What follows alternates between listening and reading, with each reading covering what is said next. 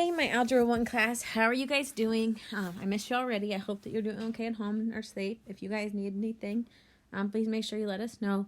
The school, we can try to get you guys some resources. Hopefully you're able to load these videos and everything's going to go well with that. So we're going to continue with some of our math. I know you guys are super excited, but we are shortening them a little bit. So hopefully there's only 4 examples for this one today. I know you guys don't have any worksheets, so if you guys have paper, that's great. If not, just try to watch it. Make sure you know how to do it because you guys do have homework tonight. It's going to be a Google form, multiple choice. So that will be what's going to happen next after this. So today we're doing GCF. We did talk about this during our last week at school. We spent 2 days talking about it. So you might have some notes on it. Okay, so for example 1, I don't know how much of this you guys remember. My strategy was for us to look at the numbers that were here. We're trying to find the GCF, the greatest common factor of these two terms. So when we talked about, we did it 2 ways. You can branch on the whole thing, or you can just branch on the first number, the coefficient. So what we did, it was we made this a 3 and a 2. So what makes 6, the factors would be 3 and 2. And then I told you guys it was okay if you guys just wrote this out next to it, x, x, x. Since it's x to the third, there's 3 of them. Y, y, y. And so then we've had that factored out completely. Over here, we're going to factor out the 8. Well, 2 goes into 8 4 times. And then 2 goes into 4 2 times. And then those 2's are prime numbers. And then we can write these out. X, x, x, x, y, y, z, z. So to find that GCF, remember we're looking for what's in common between the 2. So we have a 3 over here for the 6. But there's no 3 in the 8. But there is a 2 in both. So we have 1, 2 from both of them. So a 2 comes out. And then we look and we see we have an x on one side and we have an x on the other. So 1x comes out. We see we have another x and another x. So another x comes out. And then we have one more x that matches up. So another x comes out. Okay. And then we have to see how many y's that we can bring over. So we have 1y here and we have 1y here. We have 1y here and 1y here. And that's only the 2 y's that we have. There's no more y's for us to look at. And then you see that there's a z, but there's no z in our first term, so we can't use it. So our greatest common factor will be the condensed version of this. So remember, we add the exponents here. So we have 2x to the 1 plus 1 plus 1, which is 3, y to the 1 plus 1, which is 2. Another way of looking at this is after you do the factoring for the variables is looking for the most constrictive variable. So the exponent, that's the smallest. So for GCF, whichever one of these has the smaller exponent, that's what it's going to be. Well, you see x here had a 3 and yx here had a 4. Well, the 2 of those, 3 is smaller than 4 and 3 is the one that we put on our greatest common factor. For y's, we had a 3 and a 2. The constricted one, the smaller one, is going to be the 2, and notice down here, that was what our exponent was. And then there's no z term, but there is a z term here. The smaller z term is the one that doesn't exist there. So you see your GCF would be this right here. Okay, let's go on to example 2. Okay, again, we're going to start our factor trees. What are the factors of 11? I feel like I should call on you guys, but I feel like that might be a little weird since I can't actually see you. Well, we know the factors of 11 are 1 and 11. 11's prime.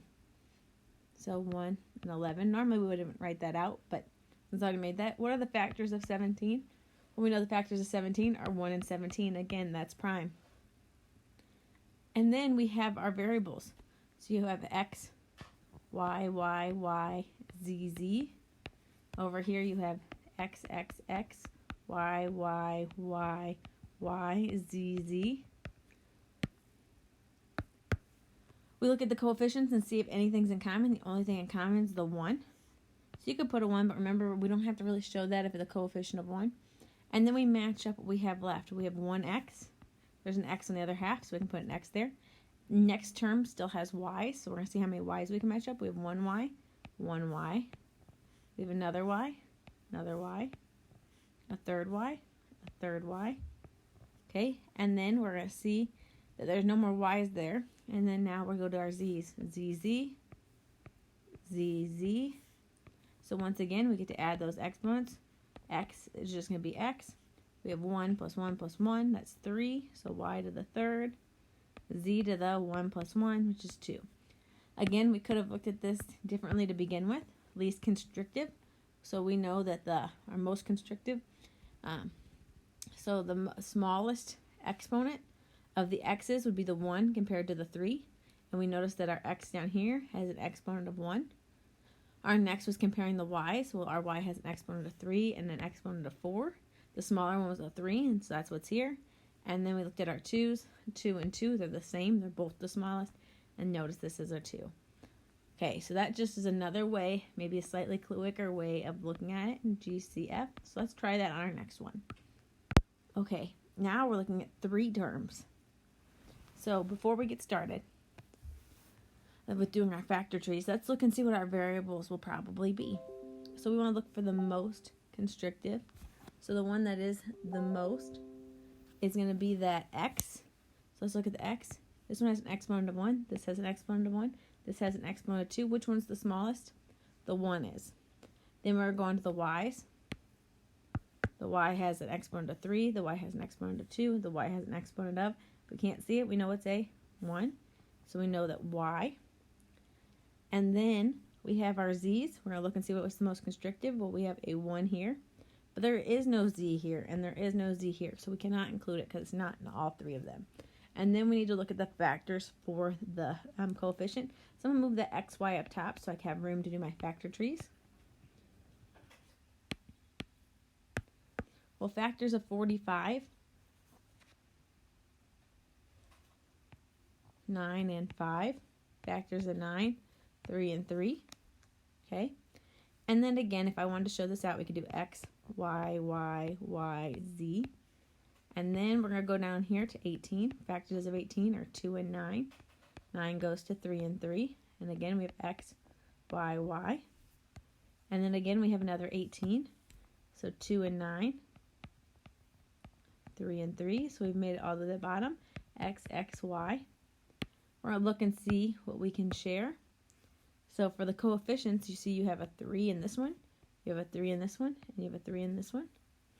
So a 3 is going to go up there. If you look at those, you don't see a 5 in any of the other ones, but you do see another 3. So we can have a 3, a 3, and a 3. So the only shared coefficients are those 2 3's. There's not a 2 in all 3 of them. But then we can look at the x's. Well, we have 1x, we have 1x, we have 1x. So we know we're going to have that same x that we already predicted. And then we're going to look for the y's. We have 1y, we have 1y, we have 1y. And we see that we have a y. So at this point, that's all that they share. So we know if we multiply this through, 3 times 3 is 9. XY is our GCF, greatest common factor. Because those are what is in all 3 of those numbers. Okay, our last one's coming up.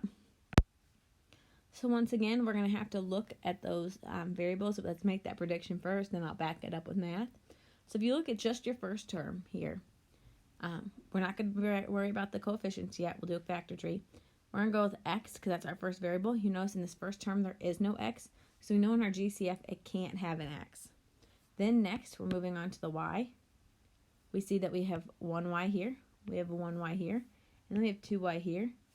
The smallest number of y's that we have is just 1y, y to the first. And then we move on to the z's. So our z's are here. We have z to the fourth. We have z to the second. And then there's no z here. So since there's not a z in the third term, we can't have it. That's the most restrictive.